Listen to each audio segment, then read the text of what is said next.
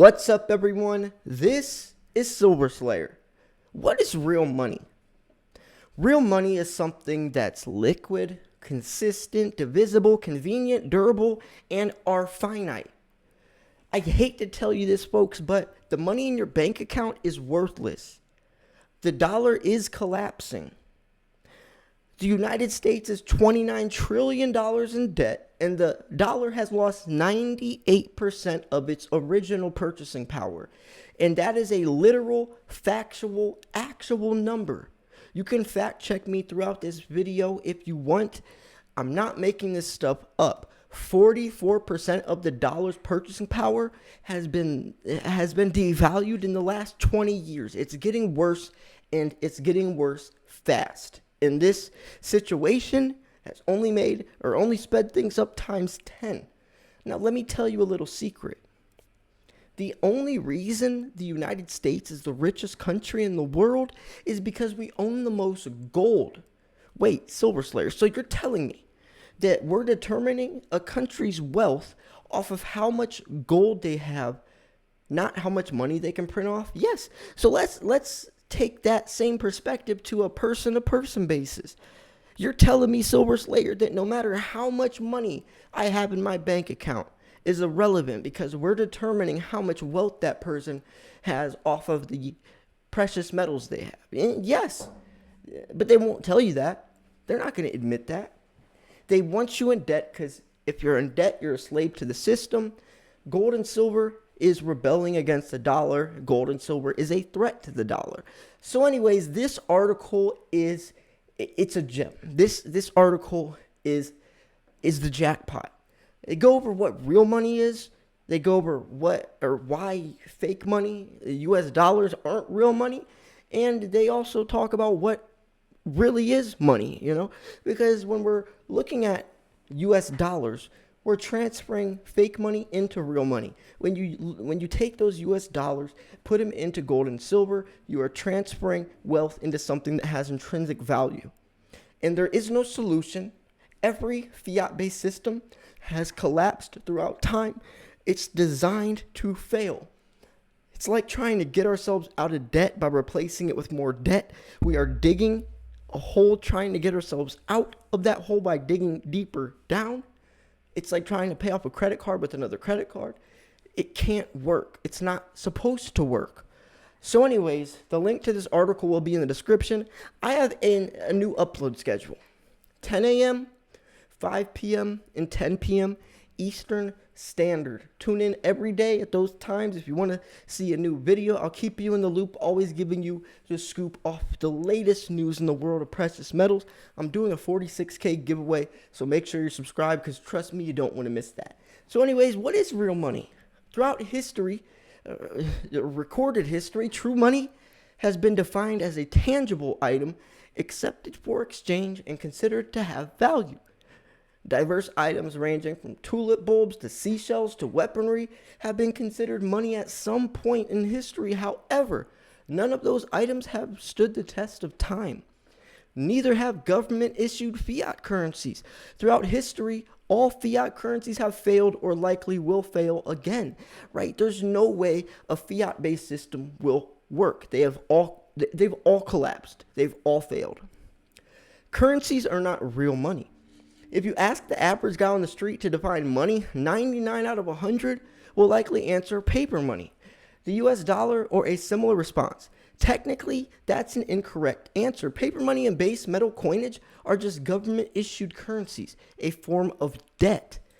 On the other hand, gold, to a lesser extent silver, fit the historical definition of money and have for thousands of years. So why have gold and silver survived the test of time as true forms of money, and why have gold and silver been universally accepted as money throughout recorded time? This is, as you can see now, a great article.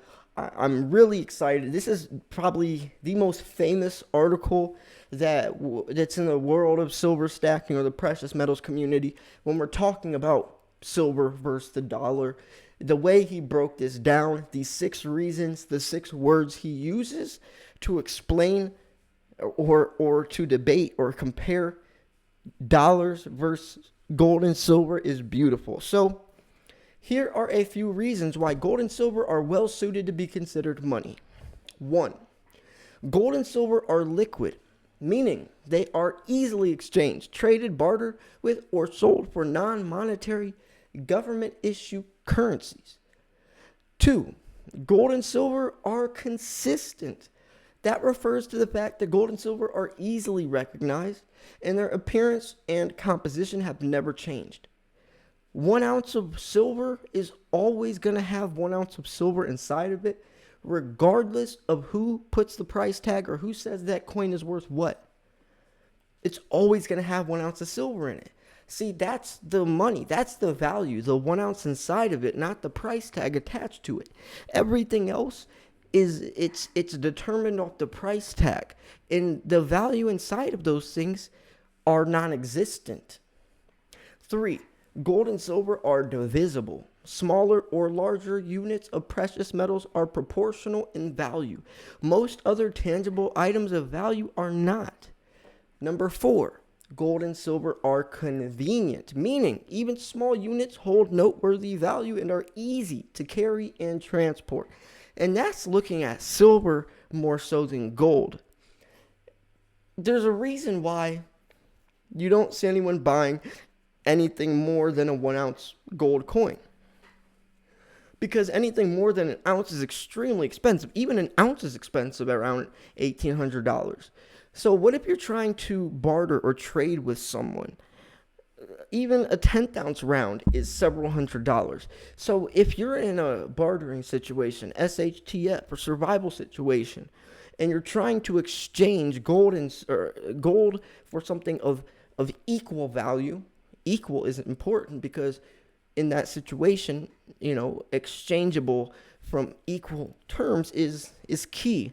You're not going to give someone a 10th ounce gold coin that's worth several $100s for something that's only worth, $20, $30. So that's where silver comes into play. And not only that, imagine if gold's price does go up. Let's say it's $5,000. It's going to be even harder to exchange a 10th ounce round or even a 1 gram round for something of equal value. So silver comes into play perfectly, and it has fractional properties that gold just can't have. Even if 1 ounce of silver does go up in price, let's say spot price is $100, you have to have fractional silver, folks, because what are you going to do if you're trying to exchange something and all you have are 1 ounce coins? Are you going to take a chainsaw to that coin and cut it up in fourths? No. That's where fractional silver comes into play, and that's where we're talking about constitutional silver, aka junk silver. It's cheaper, they don't make it anymore, it's government-backed, and it's perfect, it's recognizable. So anyways, and one more thing on that topic as well, because this is an important one. That's also why I don't buy anything heavier than 10 ounce bars. Because let's say silver does get up to a couple $100s, your potential customer base will go down dramatically if you have anything more than 10 ounces, because that's just so expensive. Not a lot of people will be able to afford a kilo bar, especially once spot price is up to $100+. Think about that. Liquidity is key, and if you have silver that's going to be hard to get off, then that's definitely not liquidity. So, gold and silver are durable. That means that, as with all precious metals, they are not biodegradable, nor can they evaporate and disappear without a trace. That is not the case with many forms of so-called money. Number 6, and finally, and maybe the most important, gold and silver cannot be created on a whim. Both are finite, whereas there is almost an infinite amount of paper on this planet. That's a very finite amount of accessible precious metals, right? That is the most important. Supply and demand is the most important influential thing in any type of investment.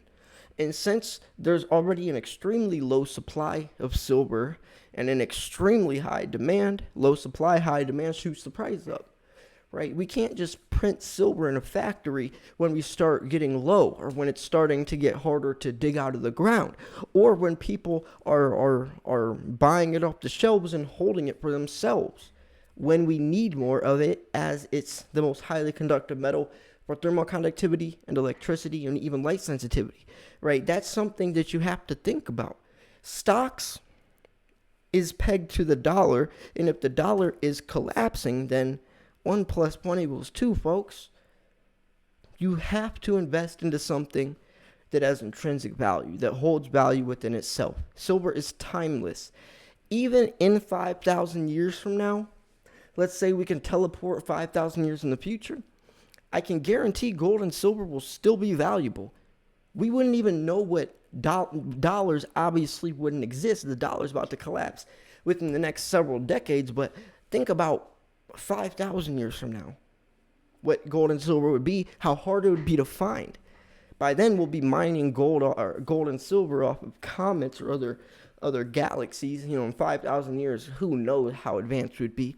But the point is that gold and silver for the last 5,000 years have been valuable, when every fiat-based system only lasts a century, a little more. There's a reason for that. Every fiat-based system is a newborn baby compared to the longevity of gold and silver, and there is a reason for that. So anyways, I'm going to wrap this video up here. If you thought this video was 1, educational, 2, informational, 3, at least entertaining, like I said, you can fact check me on anything I said. This is all real. This isn't speculation. This isn't assumption. This isn't theorizing. This is real. This isn't a conspiracy. The dollar is collapsing. Every fiat-based system has collapsed. The United States is $29 trillion in debt. The reason the United States is the richest country is because we own the most gold. The dollar's lost 98% of its purchasing power, 44% in the last 20 years. We're not making this stuff up. This is real. And if you are someone that thinks gold and silver is just something that you have to put out your tinfoil hat and the United States, the U.S. dollar is strong and it's going to recover, then you're going to be sadly mistaken. And that means you're probably not preparing. And the longer you take to prepare, the closer you are to financial uncertainty and financial freedom is the reason we invest, right? Like Junius Maltby said, one of my favorite channels, he said this years ago. He said the end goal is financial freedom, not have to live paycheck to paycheck, not have to worry about things and necessary things for survival. And gold and silver can give you that, and it will, and it has for since the beginning of man, and I don't see that ending anytime soon. We only need it more and more as time goes on. So anyways, the link to this article will be in the description. Like I said, I'm doing a 46,000 subscriber giveaway. Make sure you tune in. The next video will be at 5 p.m. today. It's going to be a good one. So yeah, you don't want to miss it. Thanks for tuning in. This is Silver Slayer. I'll see you guys soon. Peace.